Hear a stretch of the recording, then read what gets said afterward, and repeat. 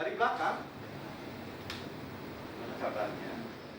Guru spiritual Kadek Swambara memaparkan, Laksmi Puja merupakan proses skala-niskala untuk mendatangkan rezeki. Dalam Laksmi Puja, akan diberikan teknik bagaimana mendatangkan uang bukan dari penghasilan atau gaji, karena pendapatan berkaitan dengan Tuhan. Dengan membuka 11 pintu rezeki, memohon rezeki pada Tuhan akan semakin mudah. Ada doa. Dalam doa kita memohon apapun yang kita butuhkan, itu yang kita mohon. Karena sementara ini banyak orang yang sudah berdoa, tetapi dia tidak berani menyebutkan apa sih sebenarnya yang dia butuhkan. Kalau misalnya dia butuh uang, berapa? 10 juta, 20 juta, atau 30 juta. Mereka nggak berani. Nah, di sini dalam proses berdoa, kita harus memohon sesuai dengan kebutuhan kita. Dan permohonan kita harus realistis.